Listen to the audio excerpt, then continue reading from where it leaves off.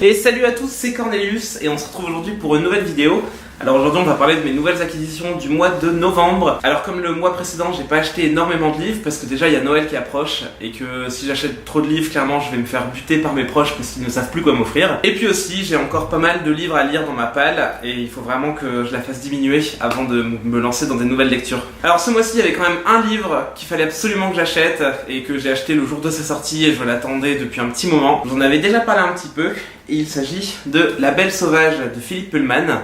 Le premier tome de la trilogie de la poussière. Alors la trilogie de la poussière, ça fait suite à la trilogie de la Croisée des mondes dont je vous avais déjà parlé dans une précédente vidéo. La Croisée des mondes donc, qui a été écrit par Philippe Pullman, le premier tome est sorti en 97 je crois, donc ça remonte à il y a 20 ans quand même. Aujourd'hui la suite tant attendue est enfin sortie, à savoir que c'est une suite et en même temps un roman parallèle parce que le premier tome de la nouvelle trilogie se déroule avant le premier tome de la Croisée des mondes. Les deuxième et troisième tomes, quant à eux, se dérouleront après la trilogie qu'on a lue. Donc on a ici un préquel, très très bien écrit, parce que je l'ai commencé et je l'ai déjà presque fini. Il me reste, on va dire, un quart du livre à lire.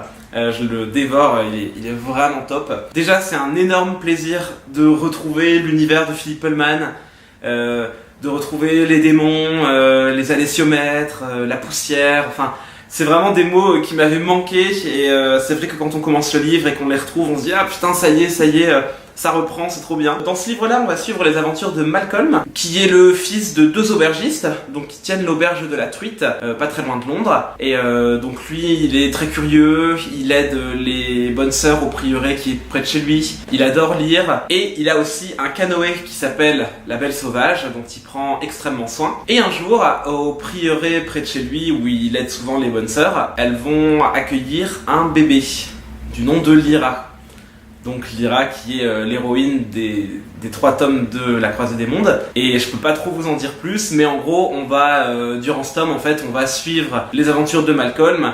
Et on sait d'avance qu'en fait ces aventures se termineront sur Lyra qui entrera à Jordan College et qui y grandira comme on l'a su dans la Croisée des mondes. Alors par contre je vous mets en garde, si le livre vous intrigue et que vous avez très envie de le lire, mais que vous n'avez pas encore lu à la Croisée des mondes, ne le lisez pas. Même si c'est une préquelle, c'est important d'avoir saisi toutes les notions des 3 premiers tomes pour comprendre ce tome-là. Par exemple, je vous ai parlé des démons. Pour ceux qui n'ont pas lu la première trilogie, les démons sont un peu comme l'âme des êtres humains, mais dans ce monde-là, c'est comme si notre âme vivait en dehors de notre corps et qu'elle prenait l'apparence d'un animal qui peut changer de forme à volonté jusqu'à l'adolescence. Il y a plein de préceptes, de règles et de tabous à propos des démons, comme par exemple, c'est interdit de toucher le démon de quelqu'un d'autre. Ça serait presque comme un viol. Toutes ces notions-là ne sont pas du tout expliquées dans le premier tome du livre de la poussière, parce que je pense que Philippe Pullman est parti du principe qu'on les avait déjà assimilés en lisant la première trilogie. Donc vraiment, lire La Belle Sauvage sans avoir lu La Croisée des mondes, ça serait un peu comme regarder la prélogie de Star Wars sans avoir vu les épisodes 4, 5, 6 avant. Certes, on comprend quand même l'univers, mais les enjeux sont pas les mêmes. Et je vous conseille vraiment donc de commencer par à la Croisée des mondes avant de vous plonger dans La Belle Sauvage. Le seul truc qui me fait extrêmement peur, c'est que j'arrive presque à la fin du livre et qu'on connaît toujours pas la suite du tome 2 et je pense que ça va être extrêmement long d'attendre. Alors, autre nouveauté de ce mois de novembre, j'ai reçu un petit colis de la part des éditions J'ai lu que je remercie beaucoup. Avant que je commence, n'allez pas croire que J'ai lu m'a envoyé un colis pour que je parle de leur livre. En fait, j'ai juste gagné un concours sur Facebook. Mais bon, un jour viendra peut-être où des éditeurs m'enverront des livres pour que j'en parle devant la caméra, mais c'est pas pour aujourd'hui. Alors j'ai reçu la 5e saison de N.K. Jemisin, j'en connais pas plus sur l'auteur, mais c'est un livre que j'avais vu en librairie, parce que j'avais vu qu'il avait gagné le prix Hugo de cette année. Clairement, j'avais lu le résumé et je m'étais dit « Oh mon dieu, il faut absolument que je l'achète, je vais attendre un peu parce que j'ai beaucoup de livres à lire ».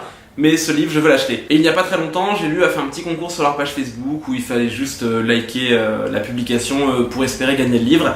Et j'ai eu beaucoup de chance, donc j'étais vraiment très content. Alors de quoi ça parle? La 5e saison, c'est un livre dont l'histoire est assez singulière, mais néanmoins intéressante.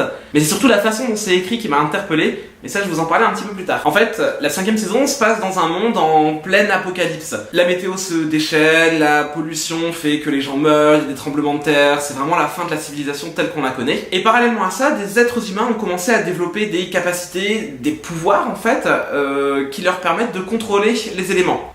Ces nouveaux humains sont un peu chassés par nous, par les humains tels qu'on les connaît. Et donc on vit vraiment dans une société horrible parce que les éléments se déchaînent, c'est la fin du monde, et en plus de ça on va arrêter les gens qui savent contrôler les éléments. C'est vraiment horrible. Les gens se dénoncent entre eux, les gens vivent cachés, bref. Et en fait, on va se retrouver dans la peau d'une femme qui se découvre ces fameux dons qui permettent de contrôler les éléments. Et un jour, son mari va l'apprendre et chose horrible, il va essayer de la tuer, il va rater. Par contre, il va tuer un de leurs 2 enfants et le 2e enfant, il va l'embarquer et s'enfuir avec. Et donc, on va se glisser dans la peau de cette femme qui veut absolument retrouver son enfant et éliminer son mari à cause du mal qu'il lui a causé. Et quand je vous dis qu'on va se glisser dans sa peau, on va vraiment le faire à proprement parler.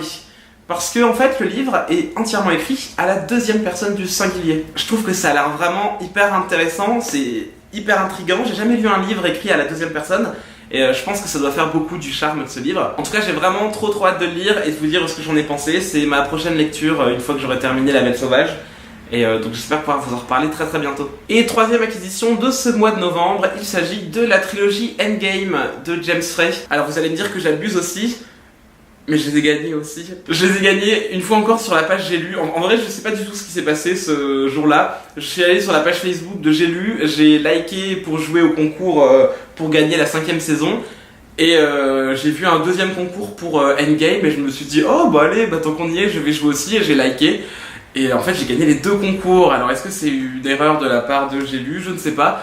En tout cas je ne vais pas me plaindre. Mais donc j'ai remporté la trilogie de James Frey. Vous allez me prendre pour un gros concouriste, c'est horrible. Enfin bref, Endgame c'est une trilogie dont on m'a énormément parlé. J'ai toujours voulu la lire. Et quand j'ai vu que J'ai lu l'avait sorti en petit format, je m'étais dit ah bah c'est cool, un de ces jours je pourrais me l'offrir. Au final, j'aurais pas besoin de le faire. Et bref, toutes les critiques que j'ai entendues sur ce livre sont unanimes et apparemment c'est vraiment génial. Alors, c'est un énième livre, on va dire, un peu à la Battle Royale ou à la Hunger Games, dans la mesure où on va suivre un combat à mort entre 12 adolescents, où il n'en sortira qu'un seul de vivant. Ici, petite subtilité, ce combat à mort servira à sauver la planète. Alors, je ne sais pas ni comment ni pourquoi, mais apparemment l'humanité est en grand danger, et seul le gagnant de cette grande tuerie pourra être apte à sauver l'humanité. C'est tout ce que je sais, j'espère pouvoir vous en dire plus bientôt. En tout cas, on m'a toujours dit que c'était top, que c'était super prenant, même si c'était assez dur à lire. Pas dur dans l'écriture, mais plutôt dur dans les faits, apparemment c'est assez horrible. Donc j'ai hâte de découvrir tout ça et de vous en parler. Alors je sais pas si je vous en parlerai bientôt, parce que j'ai quand même pas mal de trucs à lire. Néanmoins, ça aura une place prioritaire dans ma pile à lire. Et voilà, c'est tout pour aujourd'hui, j'espère que ça vous a plu. N'hésitez pas à me dire en commentaire si vous avez déjà lu les livres que j'ai présentés, ou s'il y a certains livres que vous avez lus ce mois-ci et que vous avez particulièrement aimé. Et puis si ça vous a plu, n'hésitez pas à mettre un petit j'aime, à vous abonner, et on se retrouve très bientôt. Ciao!